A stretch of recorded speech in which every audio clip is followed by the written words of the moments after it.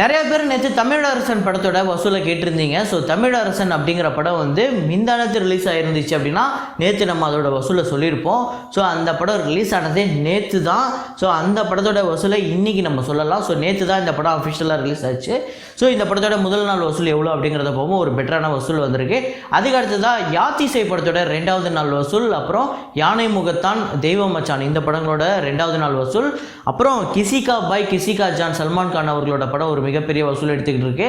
அப்புறம் விருப்பாக்ஷா தெலுங்கு படம், அப்புறம் ஈவில் டெட் ரைஸ் அந்த படத்தோட வசூலையும் பார்ப்போம். இது இல்லாமல் ருத்ரன், அப்புறம் விடுதலை பார்ட் 1.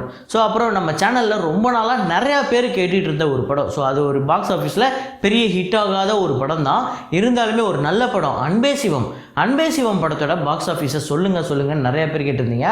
அந்த படத்துக்கு ஒரு புவரான பாக்ஸ் ஆஃபீஸ் கலெக்ஷன் தான், இருந்தாலும் அதை நான் சொல்கிறேன். அதை படத்தை பற்றி நம்ம பேசுவோம். ஸோ வீடியோக்குள்ளே போகிறதுக்கு முன்னாடி நம்ம சேனலை நீங்கள் சப்ஸ்கிரைப் பண்ணலாட்டி நான் பண்ணிவிடுங்க. பக்கத்தில் இருக்க பெல் ஐக்கனோட ப்ரெஸ் பண்ணிவிடுங்க. வாங்க வீடியோக்குள்ளே போகலாம். ஸோ வீடியோவை பார்க்குறவங்க லைக் அப்படிங்கிறத ப்ரெஸ் பண்ணிகிட்டே பாருங்கள். அதுக்கடுத்து தான் சப்ஸ்கிரைப் அப்படிங்கிறத பண்ணிவிடுங்க. ஸோ கிசிகா பாய் கிசிகா ஜான் படத்தோட டே 2 கலெக்ஷன் நார்த் இந்தியாவில் 24,35,00,000 வந்து வசூல் பண்ணியிருக்கு. ஃபஸ்ட்டு டேவோட செகண்ட் டே அப்படியே டபுள் மடங்கில் கலெக்ட் பண்ணியிருக்கு. கர்நாடகாவில் 1,60,00,000, ஆந்திரா தெலுங்கானாவில் 1,05,00,000, ரெஸ்ட் ஆஃப் இந்தியாவில் 59,00,000, ஓவர்சீஸில் 8,25,00,000, வேர்ல்டு வைடு 35,84,00,000 வந்து வசூல் பண்ணியிருக்கு. நேற்று மட்டும் ஒரு பெரிய நம்பரை கலெக்ட் பண்ணியிருக்கு. ஸோ கண்டிப்பாக இன்றைக்கி சண்டே, இன்றைக்குமே ஒரு பெரிய நம்பரை கலெக்ட் பண்ணும்.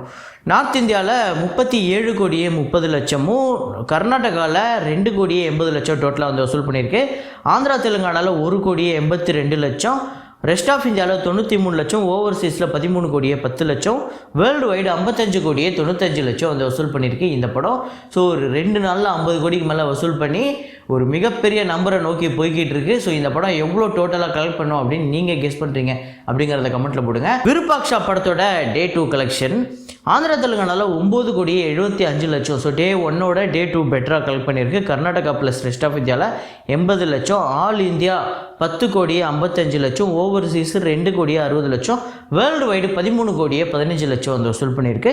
இந்த படத்தோட total box office collection Andhra தெலுங்கானாவில் மட்டும் 18,38,00,000, கர்நாடகா ப்ளஸ் ரெஸ்ட் ஆஃப் இந்தியாவில் 1,44,00,000, இந்தியா முழுக்க 19,82,00,000 வந்து வசூல் பண்ணியிருக்கு. ஓவர்சீஸில் 5,18,00,000. ஸோ வேர்ல்டு வைடு 25 கோடி 2 நாளில் வந்து வசூல் பண்ணியிருக்கு. 40 கோடி இந்த படத்தோட பட்ஜெட். கண்டிப்பாக இந்த படம் இப்போவே முடிவு பண்ணிடலாம். இந்த படம் ஒரு ஹிட்டான படமாக அமைஞ்சிருக்கு. நிறைய பேர் பார்த்துட்டு சூப்பராக இருக்குது, ஒரு மாதிரி பயங்கர த்ரில்லிங்காக இருக்குது அப்படின்னு சொல்கிறாங்க.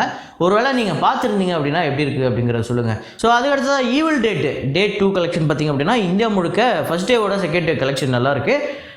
2.90 crore, அதாவது 2,90,00,000 வந்து வசூல் பண்ணியிருக்கு. வேர்ல்டு வைடு $4.25 million வந்து கலெக்ட் பண்ணியிருக்கு. 34,86,00,000 இது மட்டும் வருது. ஸோ டோட்டலாக இந்த படம் இந்தியா முழுக்க 4,85,00,000, வேர்ல்டு வைடு $7.7 million, இது வந்து 57,45,00,000 வந்து வருது. ஸோ இந்த படமும் நல்லா இருக்குது, சூப்பராக இருக்குது அப்படின்னு சொல்லியிருக்காங்க. ஒரு மாதிரி சென்டிமெண்ட்டு கலந்த ஒரு பேய் படம் அப்படின்னு சொல்கிறாங்க.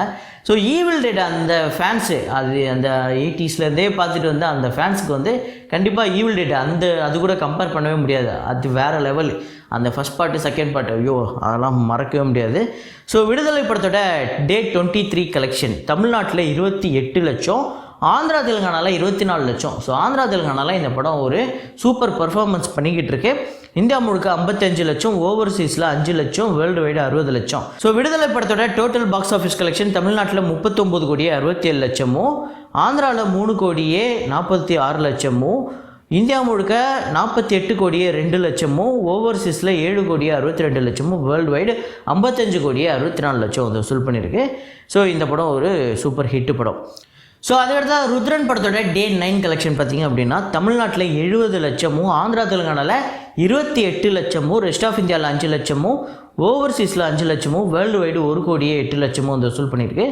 இந்த படத்தோட டோட்டல் தமிழ்நாடு கலெக்ஷன் மட்டுமே 13,23,00,000, ஆந்திரா தெலுங்கானாவில் 6,26,00,000. அதாவது தமிழ்நாடு ஒரு கலெக்ஷன் பண்ணியிருக்குன்னா ஆந்திரா தெலுங்கானாவில் அதுக்கு சரிக்கு பாதி வந்து கலெக்ட் பண்ணியிருக்கு. இதுவே ஒரு பெரிய விஷயந்தான். கர்நாடகாவில் 90 லட்சமும், ரெஸ்ட் ஆஃப் இந்தியாவில் 50 லட்சமும், ஓவர்சீஸில் 1,83,00,000 லட்சமும், வேர்ல்டு வைடு 22,72 லட்சம் வந்து வசூல் பண்ணியிருக்கு. இந்த படம் 25 கோடி வந்தால் ஒரு ஹிட் அப்படின்னு நான் சொல்லியிருந்தேன். கண்டிப்பாக இந்த படம் ஒரு சண்டே வந்து 1 கோடி கலெக்ட் பண்ணும். இனிமேல் வரப்போகிற நாட்களில் ஒரு 25 கோடி இந்த படம் வந்து தொட்டுரும் அப்படிங்கிறது எந்த மாற்று கருத்துமே இல்லை. ஸோ நான் இப்போவும் சொல்கிறேன், இந்த படம் ஒரு ஹிட்டு.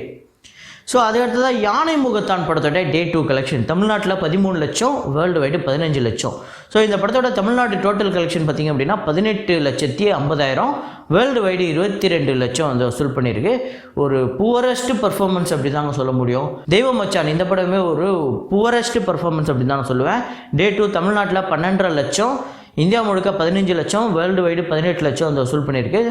டோட்டலாக வந்து தமிழ்நாட்டில் 24,50,000, இந்தியா முழுக்க 29 லட்சமும், வேர்ல்டு வைடு 34 லட்சமும் வந்து வசூல் பண்ணியிருக்கு. இந்த படத்தோட பட்ஜெட் 5 கோடி அப்படின்னு சொல்கிறாங்க.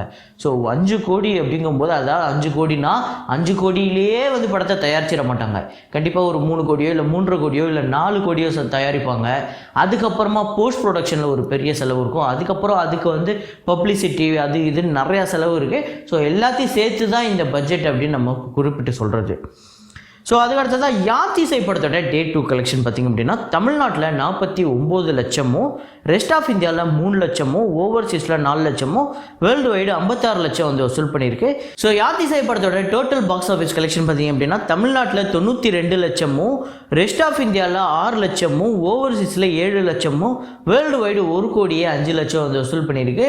ஸோ ஒரு புது டீமு, புது எல்லாருமே கேஸ்ட்டு க்ரூ எல்லாமே புதுசு தான். இவங்க வந்து மொத்தம் இந்த படத்தை வந்து பொருட்செலவில் எடுக்கப்பட்டது வந்து 7 கோடி. அதுக்கப்புறம் லேட்டராக தான் இவங்க வந்து பப்ளிசிட்டிக்காக, அதாவது ப்ரொமோஷனுக்காக பெரிய செலவு பண்ணியிருக்காங்க. கிட்டத்தட்ட அதுக்கு மட்டுமே ஒரு 2 கோடி கிட்ட செலவு பண்ணியிருக்காங்க. எல்லாத்தையும் சேர்த்து தான் இந்த 10 கோடி பட்ஜெட்டு. ஸோ அதுக்கடுத்து தான் தமிழரசன் படத்தோட டே 1 கலெக்ஷன். ஸோ தமிழரசன் அப்படிங்கிற படம் வந்து 2020 இந்த படம் ரிலீஸ்க்கு பிளான் பண்ணிட்டாங்க. அப்போ கோவிட் சிச்சுவேஷன் அப்படிங்கிறதுனால அந்த படத்தை 2019 முடிச்சாச்சு. ஸோ 2020 ரிலீஸ்க்கு பிளான் பண்ணியிருக்காங்க. அப்புறம் மறுபடியும் 2021 இந்த டிசம்பரில் வந்து பிளான் பண்ணியிருக்காங்க. அதுலேயும் நடக்கலை. அப்புறம் 2022 அங்கே இங்கே இதுன்னு தள்ளி போய் இந்த படத்துக்கு ஒரு பட்ஜெட்டில் மட்டுமே வட்டி மட்டுமே ஒரு பெரிய நம்பரை சேர்த்துருக்கு. ஸோ அதனால் பட்ஜெட்டை வந்து ஒரு 6 கோடி 7 கோடி 8 கோடி அப்படின்னு சொல்கிறாங்க. அது எக்ஸாக்டாக தெரியல, அதனால் அதை நான் குறிப்பிட்டு போடலை. ஸோ இந்த படம் இன்றைக்கி, அதாவது வெள்ளிக்கிழமை ரிலீஸ் ஆக வேண்டியது, அதுலேயும் ஏதோ பிரச்சனையாகி சனிக்கிழமை ரிலீஸ் ஆச்சு. சனிக்கிழமை ரிலீஸ் ஆகிறதுல கூட சில நேரத்தில் வந்து அந்த புக் மை ஷோவில் அந்த டிக்கெட்டை வந்து ஆஃப் பண்ணி போட்டுடுறாங்க, சில நேரத்தில் ஆன் பண்ணி போடுறாங்க. ஒரு மாதிரி அதுலேயே நிறையா பிரச்சனை. திடீர்னு படம் அவ்வளோதான் ட்ராப்பு, இது இனிமேல் கொஞ்ச நாள் கழிச்சு தான் ரிலீஸ் ஆகும் அப்படின்னு சொல்கிறாங்க. திடீர்னு பார்த்தா படம் தேட்டரில் ஓடிட்டுருக்கு. ஒரு நிறையா குழப்பம். அந்த குழப்பத்தையும் தாண்டி இந்த படம் வந்து முதல் நாள் வசூலுங்கிறது ஒரு பெட்டரான வசூல் எடுத்திருக்கு. ஸோ எவ்வளோ அப்படின்னு பார்த்தீங்கன்னா தமிழ்நாட்டில் 52 லட்சம் வந்து வசூல் பண்ணியிருக்கு. கர்நாடகாவில் 4 லட்சம், ரெஸ்ட் ஆஃப் இந்தியாவில் 3 லட்சம், ஓவர்சீஸில் 6 லட்சம், வேர்ல்டு வைடு 65 லட்சம் வந்து வசூல் பண்ணியிருக்கு. இந்த படம் கண்டிப்பாக ஒரு பெரிய நம்பரை கலெக்ட் பண்ண வேண்டியது இருக்குது. ஆனால் ஃபஸ்ட்டு டே இது பெட்டர் அப்படின்னு தான் சொல்லுவேன்.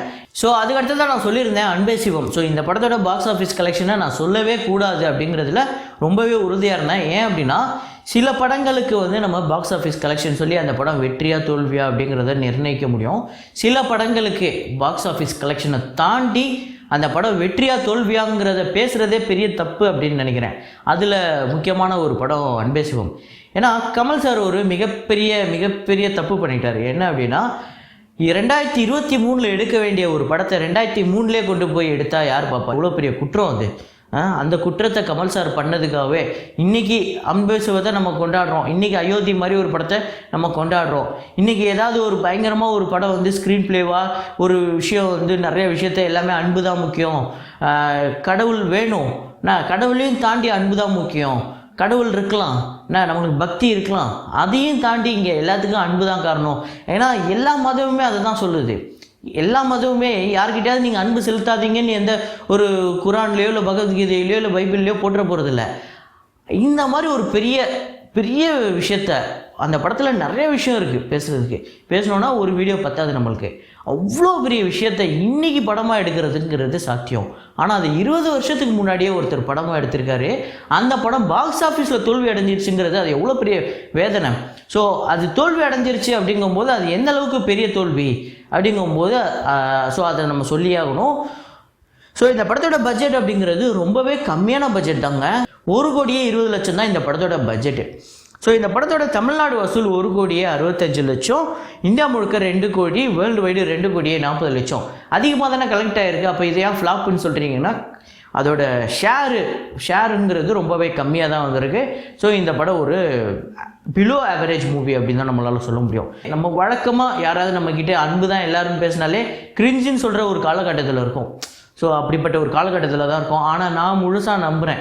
ஸோ அன்பு தான் இங்கே எல்லாத்தையுமே மாற்றும் அப்படிங்கிறத சொல்லி இந்த வீடியோ முடிச்சுக்கிறேன். ஸோ இதே மாதிரி ஒரு வீடியோவில் இதே மாதிரி ஒரு கலெக்ஷன் ரிப்போர்ட்டில் மீண்டும் நான் உங்களை சந்திக்கிறேன். Signing off Rahman.